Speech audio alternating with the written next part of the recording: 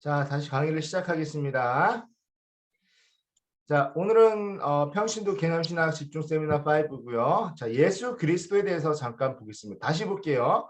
예수 그리스도의 선제성과 성육신과 본성이 있습니다. 선제성이란 먼저 존재하신 거예요. 다시 말씀드리지만 먼저 존재하신 겁니다. 네, 자, 집사님 선제성이란 뭐죠? 선제성. 먼저 존재하신 네, 언제부터? 태초부터.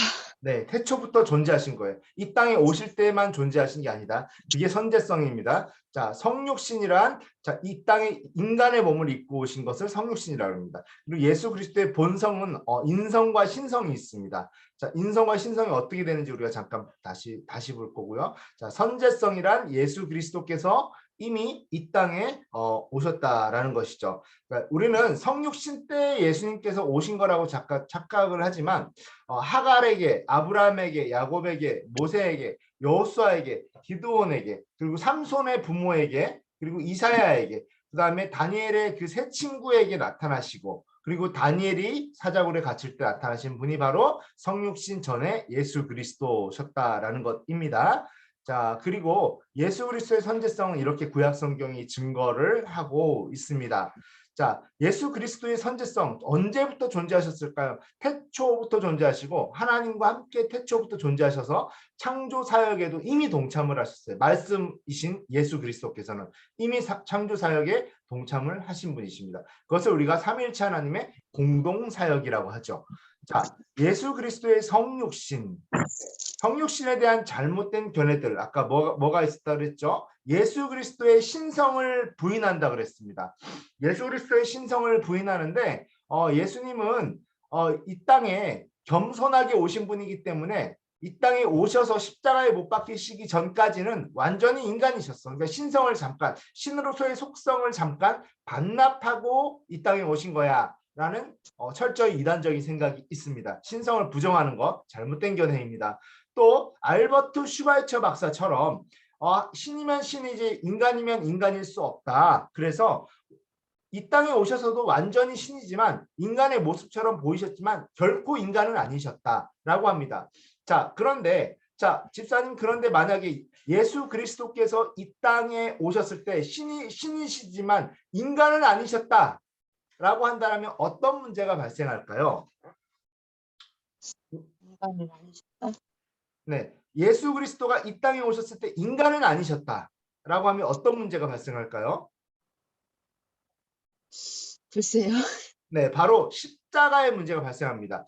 예수님께서 인간으로서 완전한 신이시로서 그리고 완전한 인간으로서 이 땅에 우리를 위해서 오셨기 때문에 그분의 십자가는 어떤 능력으로 죄를 파하셨습니까? 신성으로 파하셨지만 적용될 때는 그 십자가가 적용될 수 있는 길은 예수님이 완전히 인간이셨기 때문에 우리에게도 열린 거예요. 그렇죠? 그렇기 때문에 예수님은 완전한 신이시면서 완전한 인간이셨어요. 예수 그리스도 안에 두 개의 위격이 있습니다. 인성과 신성이 있어요. 이 신성은 독립적으로 존재합니다. 분리되어 있어요. 그러나 완전한 분리도 아니고 동시에 완전한 하나입니다. 그러나 섞여 있지 않아요. 완전한 독립으로서 완전한 하나가 되어 있는 그런 인성과 신성이 존재하셨다라는 겁니다. 예수 그리스도의 그때는 자, 그래서 우리 같이 한번 따라 볼게요. 인성과 신성은 각각 그 완전성을 유지하면서도 전체로 통합. 네. 인성과 신성은 분리되지 않고 하나로 같이 따라할게요. 연합. 네, 연합되어 있는 거예요. 연합. 분리되지 않고 하나로 연합되어 있는 거예요. 이렇게 연합되어 있는 겁니다. 그렇게 그렇기 때문에 또 섞여가지고 제3의 본성이 만들어지는 게 아닙니다. 인성과 신성은 분리되지 않고 하나로 연합되어 있는 거예요. 그러나 섞인 건 아니에요. 섞인 것과 연합은 다릅니다. 인성과 신성은 분리되지 않고 그러나 완전히 하나로 연합되어 있어요. 섞인 건 아니에요. 막 뒤죽박죽 섞인 게 아니라 연합되어 있는 겁니다. 인성과 신성이. 자, 그렇게 우리가 그리스도의 성육신에 대한 잘못된 견해들을 볼 수가 있습니다. 성육신에 대해서 인성이 없다고 하는 예수님이 이 땅에 오셨을 그 동안에 인간은 아니셨다라는 견해도 잘못된 거고, 신으로서만 계셨다, 인성이 없으셨다라는 것도 잘못된 거예요. 인성과 신성은 둘 다 존재했지만 그렇다고 분리되어 있는 것도 아니고 연합되어 있는 겁니다. 그러나 섞인 건 아니에요. 자, 아시겠죠? 자, 우리가 이번에는 성육신의 필요성에 대해서 한번 보도록 하겠습니다. 그러면 왜 예수님은 이 땅에 인간의 몸으로 신성을 계속 유지하면서도 계속 인간의 몸으로 이 땅에 성육하셨어야 됐을까요? 바로 하나님의 특별 계시를 위해서, 그리고 인간의 타락으로 인한 죄를 청산하기 위해서, 그리고 하나님의 사랑을 드러내기 위해서, 이것이 바로 예수 그리스도께서 성육해야 할 필요성이었던 것이죠. 자, 성육신의 특징은 뭡니까? 성령으로 잉태한 것이죠. 성령으로 잉태했습니다. 우리가 너무나 잘 알고 있어요. 네. 예수 그리스도는 완전한 하나님이시며 동시에 완전한 인간이셨어요. 이 땅에 계실 때도. 그렇지만 성령으로 잉태되셨기에 인간임에도 불구하고 우리의 오리지널 신, 원죄와는 상관이 없어요. 그렇기에 그 죄를 해결할 수 있었던 것이죠. 네. 자, 성육신의 특징 두 번째는 바로 신성이라는 것입니다. 인간으로 오셨지만 여전히 신의 속성을 지니고 계셨어요. 여전히 신의 속성을 지니고 계셨습니다. 여전히 신으로서의 속성을 변함없이 지니고 계셨어요. 어떤 사람은 이렇게 착각을 해요. 아, 좋아. 신으로서의 속성을 지니고는 있었지만 조금 약화된 신성이라고 생각을 해요. 그러니까 약간 좀 약해진 신성, 신의 속성이라고 생각하는데 전혀 그렇지 않습니다. 완전한 하나님으로서의 신의 속성을 그대로 지니고 계셨다라는 것이죠. 예수 그리스도는 하나님 자신이시며 하나님과 동일한 본체를 가지고 계십니다. 예수 그리스도는 인간을 구원하시기 위해 하늘 보좌를 버리고 이 세상에 오신 하나님이심에도 불구하고 신성을 반납하고 오신 건 아니에요. 신성을 그대로 가지고 오셨다라는 것입니다. 성육신의 특징을 보도록 하겠습니다. 성육신의 특징은 세 번째는 인성입니다. 인간으로서의 속성, 완전한, 그러니까 인간으로서의 속성은 무엇일까요? 예수 그리스도는 연약하고 한계를 지닌 인간의 몸을 결정하심으로, 입기로 결정하심으로 이 땅에 오십니다.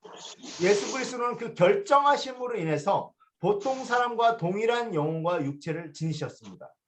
그러니까 신성으로 극복하실 수도 있는데 결정하심으로, 우리 한번 따라해 볼게요. 결정하심으로 인간의 연약함을 계속 누리고 계속 경험하시는 거예요. 신성으로 극복하실 수도 있는데 인간의 연약함을 계속 결정하심으로, 그 결정하심으로 계속해서 그 인성의 연약함을, 인간의 속성의 연약함을 경험하셨습니다. 그래서 우리의 연약함을 알고 계시는 것이죠. 자, 성육신의 특징이 그렇게 세 가지가 있습니다. 신성과 인성과 성육신, 성령에 의한 잉태라는 거. 자, 그러면 성육신의 결과는 무엇일까요? 거룩하신 하나님께서 인간의 몸을 입고 오셨기에 예수님은 완전하고 흠없는 신성뿐만 아니라 진정한 인성도 함께 소유하게 되었어요. 죄가 없으신 예수 그리스도께서 십자가에서 죽으신 것은 본성적으로 죄인인 인간을 구원하기 위해서였어요. 죄와 저주를 온몸으로 담당하기 위한 거룩한 희생이었습니다. 십자가에서 돌아가신 예수님이 죽음에서 부활하심으로써 성도들은 이제 영원한 하늘나라의 소망을 둘 수 있게 된 것이죠. 자, 예수 그리스도의 본성, 우리가 아까도 말씀드렸지만 양성이라 그래요.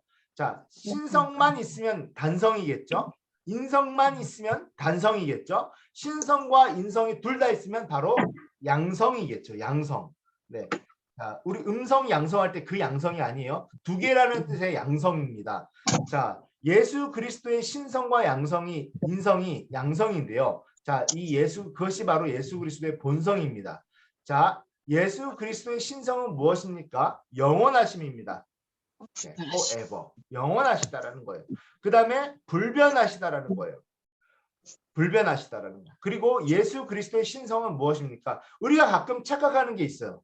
예수님이 인간의 연약한 몸으로 있기로 결정하셨기 때문에 무소부재할 수 없다라고 착각을 합니다. 그러나 예수님은 예수 그리스도가 이 땅에 오셨을 때도 마찬가지지만 무소부재하셨습니다. 마음만 먹으면 어디든지 계실 수 있었어요. 에브리웨어인 거죠. 어디든지 계실 수 있어요. 그게 바로 예수 그리스도의 신성의 무소부재입니다. 그리고 예수 그리스도는 인간의 연약함을 입고 계셨음에도 불구하고 동시에 뭐가 있어요? 신성이, 신으로서의 속성이 있습니다. 그렇기 때문에 동시에 이 땅에 오셨을 때도 전지전능하셨어요. 제한받기로 결정하셨음에도 불구하고 전지전능하셨어요. 그러니까 예수님이 제한받기로 결정한 범위가 어디냐면요. 고통을 느끼고 아픔을 느끼고 연약하고 똥 싸고 오줌 싸고 이런 수치스러운 거, 배 아프고 이 모든 것들을 경험하기로 결정하신 것을 바로 예수님의 인성이라고 그래요. 그렇지만 신으로서 속성으로서 사람들의 마음을 다 알고 계셨어요. 전지전능하셨어요. 전지전능하셨습니다. 그렇게 영원히 지금까지 전지전능함이 하나님과 함께 하신 그 동안이나 지금이나 변함이 없으셨다는 것입니다. 예수 그리스도의 인성, 인간으로서의 속성은 무엇이 있을까요? 영혼 육을 지니셨다라는 겁니다. 예수님은 영혼 육을 지니셨어요. 그리고 성장 과정을 거치셨습니다. 성장 과정에 우리는 굉장히 수치스러울 수 있죠. 그리고 인간의 본능을 지니셨습니다. 어떤 성적인 욕구, 그 다음에 배고픔의 식탐의 욕구, 이런 모든 것들을 느끼기로 결정하심으로써 느끼고 인간의 연약함을 몸소 체험하십니다. 이것이 바로 예수 그리스도의 인간된 속성, 인성이라는 것이죠. 자, 그렇게 예수 그리스도의 양성이라는 것입니다. 양성이에요. 자, 인간적인 희노애락도 느끼시고요. 사람에 대한 동정의 마음을 지니셨고요. 슬퍼하기도 하시고 우시기도 하셨습니다. 인간의 연약함에서 오는 유혹과 시험을 느낍니다. 느끼기로 결정하셨으니까 느낍니다. 그것이 바로 예수 그리스도의 인성입니다. 자, 예수 그리스도의 양성. 예수 그리스도는 완전한 하나님이자 완전한 사람으로 신성과 인성의 양성을 한 몸에 지니신 분이십니다. 그리스도에 대한 신인 양성의 교리는 인간의 이성으로 온전히 이해하기 어려운 신비의 영역으로 신앙의 눈으로 바라봐야 됩니다. 신앙의 눈으로 바라봐야 돼요. 예수님은 죽은 자를 살리시고 기적을 베푸실 때도 여전히 사람이셨어요. 그거 잊으면 안 됩니다. 여전히 사람이시고 갈증을 느끼시고 통곡하시고 아파하실 때에도 언제나 하나님이셨어요. 그래서 이 신인 양성을 신인 양성 우리가 좀 다시 한번 볼게요. 혼합도 아니고 혼합이 뭡니까?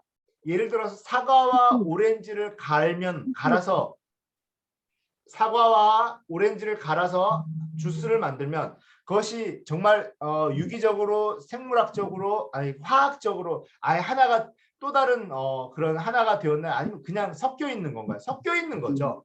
그걸 혼합이라고 그럽니다. 그러니까 혼합도 아니고 아까 말씀드린 분리도 아니에요. 왜냐하면 연합되어 있으니까 인성과 신성은. 그리고 그러나 결합도 아니. 결합 뭡니까? 완전히 화학적으로 그냥 새로운 성질이 되는 겁니다. 제3의 성질이 되는 것도 아니라는 겁니다. 혼합도 아니고 분리도 아니고 결합도 아니라는 겁니다. 자, 그렇게 이 예수 그리스도 이 양성, 신성과 인성을 둘 다 가지신 결과 어떻게 됩니까? 예수님께서 인성을 지니심으로 인간이 받아야 될 죄의 형벌을 담당하실 수 있어요. 예수님께서 인성을 지니심으로 시험받는 자를 도우실 수 있습니다. 예수님께서 육신 안에 완전한 신성을 지니심으로 하나님의 율법을 완성하실 수 있어요. 예수님께서는 신성을 지니심으로 인간을 하나님의 진노로부터 해방시킬 수 있었습니다. 자, 그런데 문제가 있어요. 문제가 있습니다. 만약에 신성과 인성 중 한 가지만 있었다면 어떤 문제가 발생할까요? 예수님께서 신성만 있었다면 어떤 문제가 발생할까요?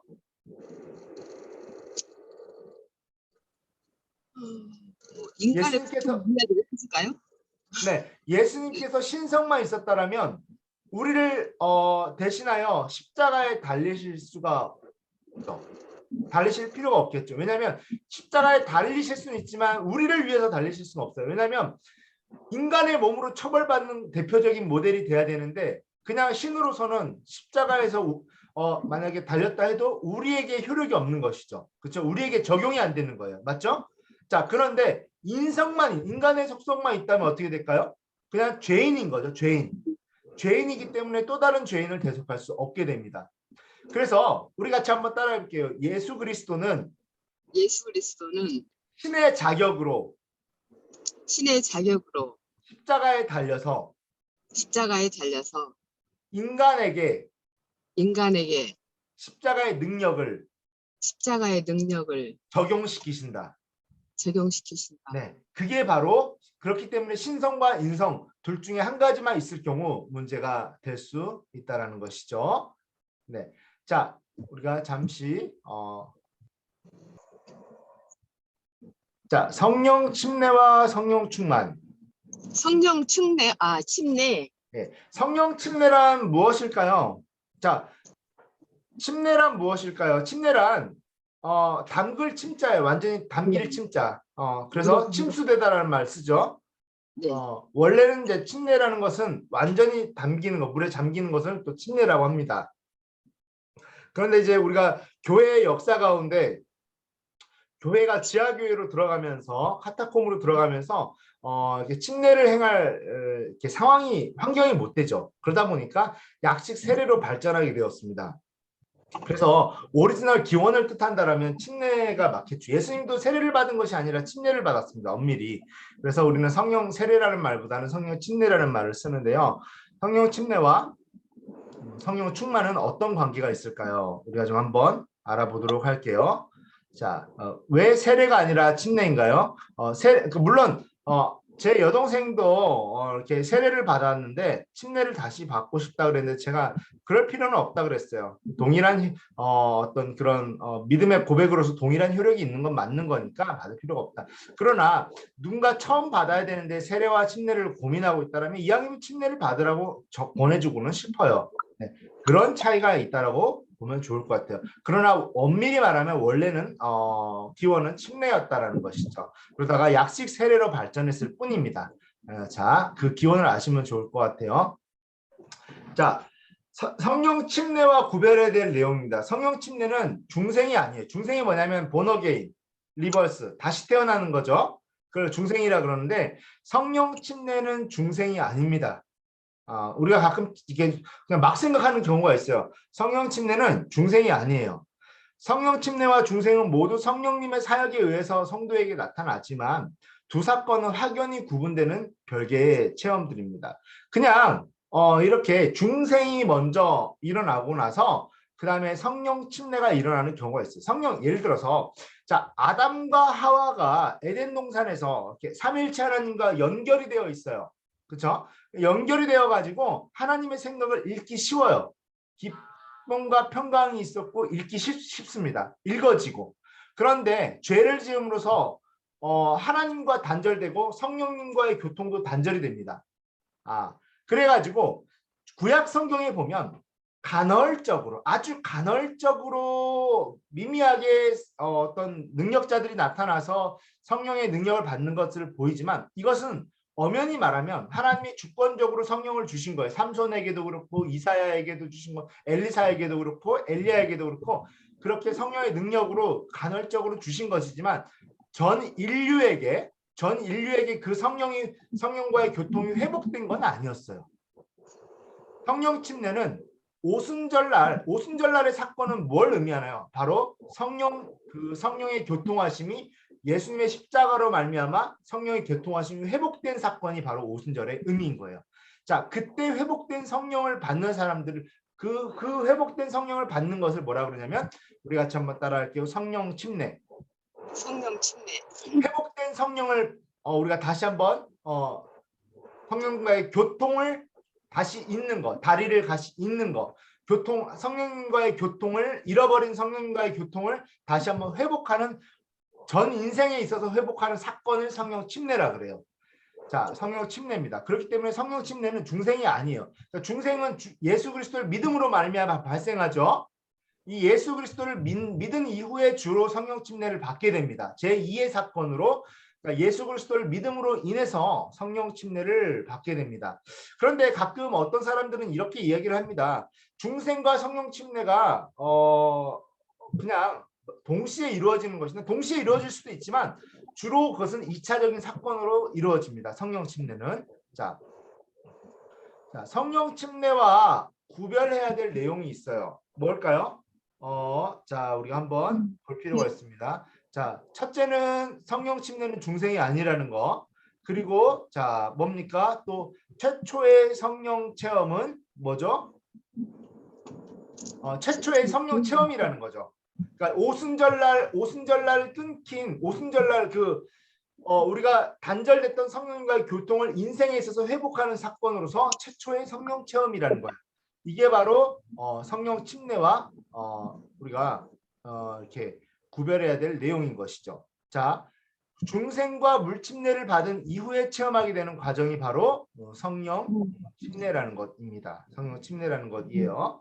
자, 중생과 우리 한번 볼게요. 성령 침례와 구별할 내용 세 번째는 성령 충만으로 이어진다라는 거예요. 우리는 가끔 성령 침례와 성령 충만을 구분하지 못하는 경우가 너무 많아요. 너무 다른 건데 성령 침례는 그렇게 한번 푹 잠김으로 인해서 성령과의 교통이 시작되는 사건. 우리 같이 한번 따라해볼까요? 시작되는 순간. 성령과의 교통이 시작되는 순간이 성령 침례를 받는 순간이에요. 자, 그러면 이 성령 침례로 인해서 우리는 수많은 은사들을 받을 수 있어요. 그리고 성령님과의 교통함이 시작됩니다. 그런데 잊어서는 안 되는 것이 있어요. 성령님은 인격적인 분이실까요? 인격적이지 않은 분일까요? 인격적인 분이시죠. 네, 인격적인 분입니다. 그렇기 때문에 자, 성령님은 항구적인 의복이 아니에요. 우리가 입고 싶으면 입고 장롱에 넣어놓고 싶으면 넣어놓고 옷장에 넣어놓고 싶으면 넣어놓고 입고 싶을 때 입는 대기조가 아니라는 거예요. 성령님은 늘 우리와 함께 교제하기를 원해요. 그래서 우리는 환영하고 웰컴하고 인정하고 동의하고 그렇게 모셔드려야 돼요. 서브해야 됩니다. 그렇게 환영하고 인정하고 모셔드릴 때 바로 성령님은 기뻐하시면서 우리 안에 드웰링, 거주하십니다. 그런데 만약에 우리가 성령님을 계속해서 기쁨으로 모시려고 하지 않으면 성령님께서 우리 안에 거하실까요? 거하지 않으실까요? 거하지 않으시겠죠. 네, 그렇기 때문에 성령님을 매번 우리 한번 따라하기 의지적으로 성령님을 초청하고 인바이트하고 모셔드리고 환영하고 웰컴할 때 성령님께서 계속 계시는 거 그 상태 같이 따라 상태 그 상태를 성령 충만한 상태라고 그럽니다. 그 상태를 성령 충만한 상태라고 그래요. 계속 유지하고 있는 상태. 성령님과의 교제를 계속 유지하고 성령님을 계속 모시고 있는 상태를 성령 충만이라고 하는 거예요. 성령 침례는 성령님과의 교통이 시작되는 첫 순간이라고 그랬어요. 그렇죠? 자, 성령 충만함의 지속성이라는 것이죠. 지속성. 네. 자, 성령 충만함의 지속성은 필요한 것이죠. 네. 자, 다시 한번 우리가 성령 충만의 잠시만요. 네, 그렇게 성령 침례의 올바른 이해를 한번 볼게요. 성령 침례는 중생인가요? 아니죠. 중생 이후에 대부분 제2의 사건입니다. 중생한 자에게 성령 침례를 부어주십니다. 첫 스타트를 끊는 거예요.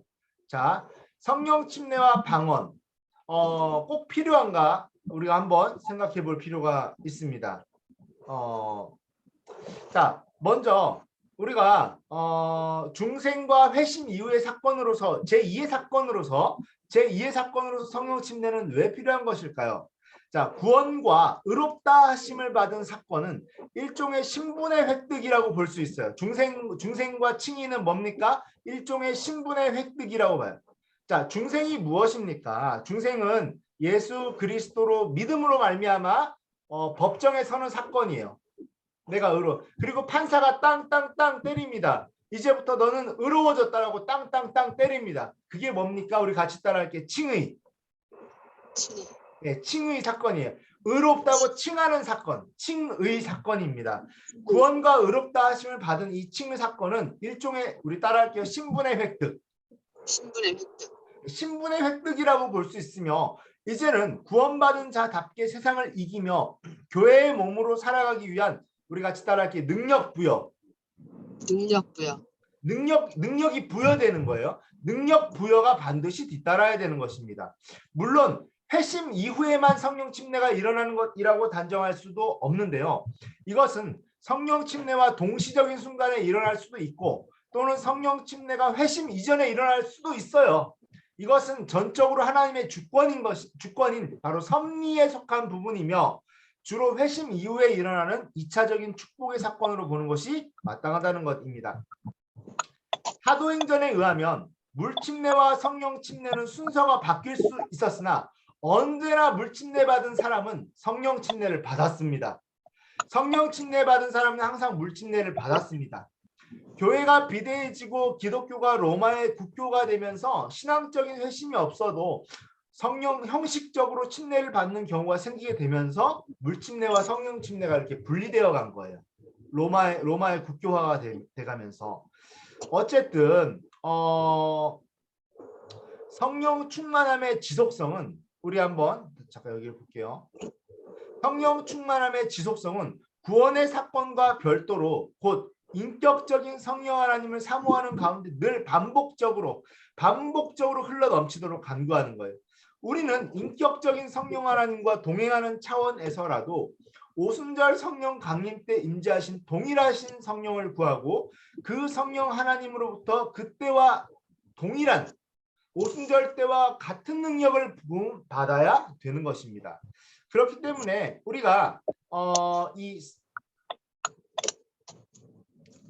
삼위일체 하나적 관점에서 본다라면 삼위일체적 공동사역의 사건으로서 오순절 성령 강림을 그러니까 오순절날 성령 강림은 뭐예요? 삼위일체적 공동사역이었죠. 이 공동사역의 사건으로서 오순절 성령 강림을 약속이 본격적으로 시작되는 사건으로 본다면 약속이 본격적으로 시작되는 사건 하나님의 약속이 본격적으로 스타트되는 그 사건으로 본다면 결코 성령 침례와 방언의 필요성을 부정적으로 논할 수가 없겠죠.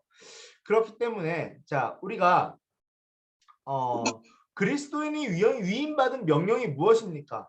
성령의 권능으로 복음을 전파하며 성령의 권능으로 복음을 전파하는 그냥 복음을 전파하는 것이 아니라 성령의 권능으로 복음을 전파하여 모든 사람들이 복음을 듣고 믿을 수 있도록 우리 같이 따라할까요? 기회를 부여하는 일. 기회를 부여하는 일. 네. 그리스도인의 위임받은 명령은 사람들에게 복음을 듣고 믿을 수 있도록 성령의 능력으로 기회를 부여하는 일인 것이죠. 네. 여기서 자 그렇게 성령 침례는 예수님의 명령이라는 것입니다. 성령 침례는 예수님의 명령. 명령은 따라야 될까 안 따라야 될까? 따라야겠죠. 성령 침례를 안 받으려고 하면 안 됩니다. 예수님을 믿은 사람이라면 성령 침례를 간절히 구해야 돼요. 성령님 오순절날 성령님이 임하달라고 간절히 구해야 됩니다.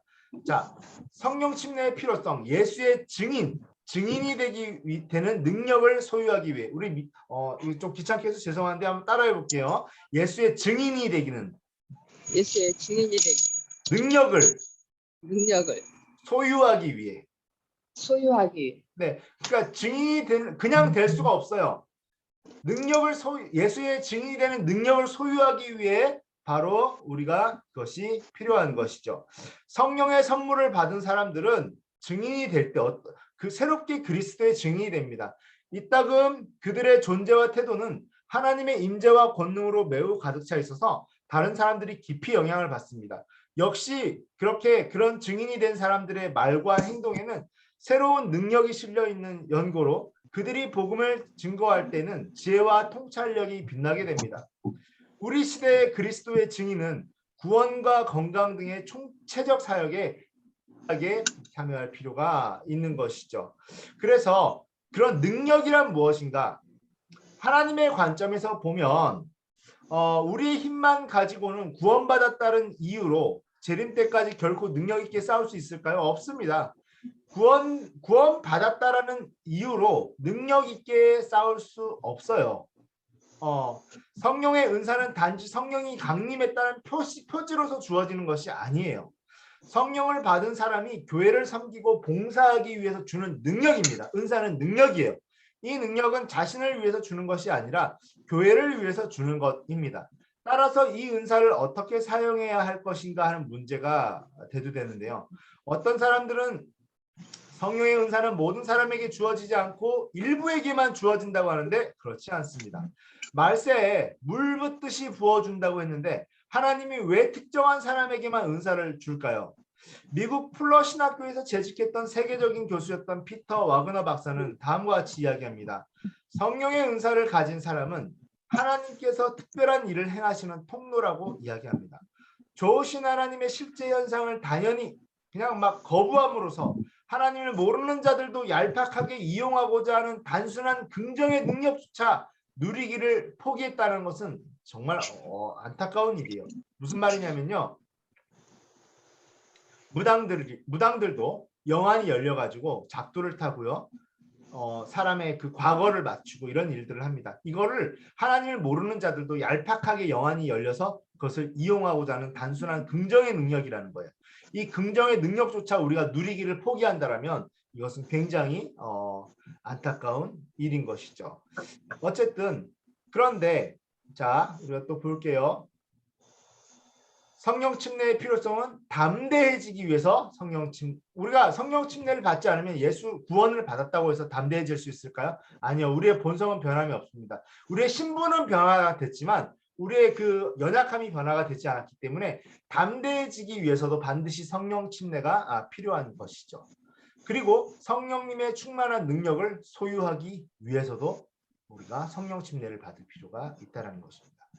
자, 우리가 성령 침례를 받기 위한 준비 사항이 있습니다. 뭐가 있을까요? 죄를 회개해야 되고요. 잠시만요. 네, 죄를 회개해야 되고 구원을 체험해야 됩니다. 물침례를 행해야 됩니다. 간절한 갈망을 있어야 됩니다. 헌신의 자세가 있어야 됩니다. 죄를 회개해야 되고 구원의 체험이 있어야 되고 그 다음에 물침례를 받아야 되고 간절한 갈망이 있어야 되고 헌신의 자세가 있어야 됩니다. 그 중에서 가장 중요한 것이 아마 간절한 갈망일 거예요. 성령님 정말로 나 이제 구원받았으니 성령 침례를 받고 싶습니다. 라는 간절한 갈망일 것입니다. 자, 성령 침례 대 성령 충만 어떻게 다릅니까? 아까 제가 이야기했던 것 같아요. 한번 비교해 볼게요. 아까 성령 충만이란 무엇이었다 했죠? 그냥 성령님을 지속적으로 모시는 것을 모시하는 상태를 유지하는 것. 네, 그것을 성령 충만이라고 합니다. 성령 충만의 필요성은 무엇입니까? 우리가 능력을 부여받기 위해서 은사들과 능력을 부여받기 위해서는 반드시 필요하다는 것입니다. 성령 충만의 필요성은 세상으로부터 자신의 믿음을 지키기 위해서 필요합니다. 그리고 사탄과의 영적 싸움을 승리하기 위하여 필요합니다. 자, 예수님께서 십자가에서 사탄을 못 박았지만 사탄이 공중 권세를 여전히 쥐고 있나요? 안 쥐고 있나요? 쥐고 있습니다. 마지막 때까지 쥐고 있어요. 그렇기 때문에 사탄과의 맞짱을 뜨기 위해서 영적 싸움을 하기 위해서는 성령 충만의 능력이 반드시 필요합니다. 성령님이 충만히 임하셔야 돼요. 그래야 그 사탄과의 영적 싸움을 이길 수가 있어요. 구원받았다는 이유만으로 사탄과의 싸움을 이기는 것은 굉장히 힘듭니다. 그리고 마음의 담대함과 능력을 소유하기 위해서라고 했습니다. 자, 또 복음 전파에 따르는 핍박을 견디기 위해서 우리는 그것이 필요합니다. 견디기 위해서 필요합니다. 성령 충만한 삶의 특징은 무엇일까요? 자, 성령 충만한 삶의 특징은 무엇일까요? 첫째, 오직 예수만 따르는 삶을 살게 됩니다. 성령 충만하지 않고 오직 예수만 따르는 삶이 가능할까요? 불가합니다. 잘 안 돼요. 그런데 성령 충만하게 되면 오직 예수만 따르는 삶이 가능해집니다. 두 번째, 성령의 은사가 넘치는 삶을 살게 됩니다. 은사가 넘치는 삶을 살게 돼요. 세 번째, 그 다음에 방언 기도가 넘치는 삶을 살게 됩니다. 그리고 기적이 충만한 삶을 살게 됩니다. 방언 기도가 넘치는 삶을 살게 되고 기적이 충만한 삶을 살게 됩니다. 그리고 성령의 열매가 밖으로 나타납니다. 성령의 열매가 나타나는 삶을 살게 되는 것이죠. 또 하나, 삼중 축복이 임하는 삶입니다. 내 영혼이 잘됨 같이 범사의 우리 환경이 잘 되고 관계가 잘 되고 재정이 축복을 받고 건강해지는 역사, 이것이 바로 삼중 축복입니다. 삼중 축복이 임하는 삶이 우리에게 드러난다는 것이죠. 성령 충만을 유지하는 방법은 무엇일까요? 성령 충만을 유지하는 방법은 우리가 성령님을 인격적으로 모시고 환영하고 그렇게 살아야겠죠. 자, 제가 한번 보겠습니다.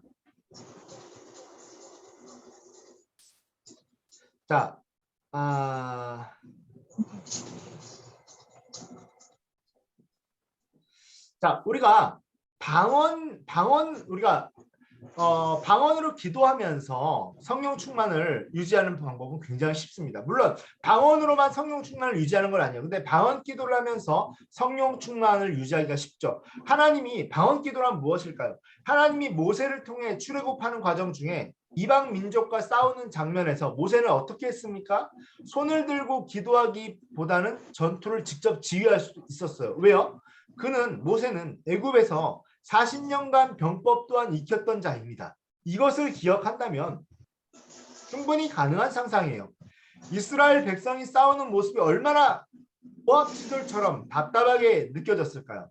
하지만 모세는 그 모든 지각 가운데 뛰어나신 하나님을 신뢰하면서 하나님께 직접 전투 지휘권을 맡겨드리고 손을 들고 기도를 하며 자신으로서는 결코 이룰 수 없었던 승리를 이끌어냅니다.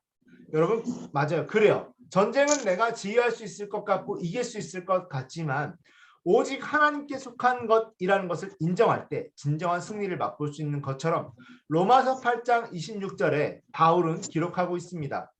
우리가 영적 전쟁을 행함에 있어 마귀는 우는 사자처럼 부르짖으며 삼킬 자를 찾아서 두루다니고 있다고요. 그 가운데 우리는 연약한 부분을 기도로 방어하고 진취적으로 마귀를 대적해야 하지만 사실 우리가 당장 3차원의 현실 세계에서 인지하는 어려움 외에는 영적인 함정들을 다 알지 못하는 경우가 너무나 많아요. 그럼에도 불구하고 마땅히 기도할 바를 다 아는 것처럼 굳이 교양을 빙자하여 조용히 또는 일반 언어로 기도하겠다는 것은 마치 전투를 직접 지휘하겠다는 것과 다르지 않아요.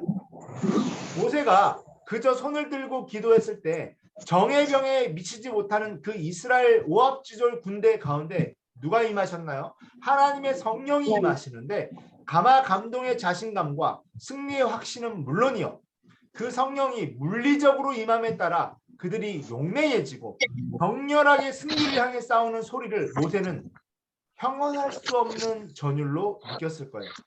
하물며 방언으로 통곡하고 격렬하게 기도하는 행위는 전투 그 이상이라는 것은 당연한 것이죠.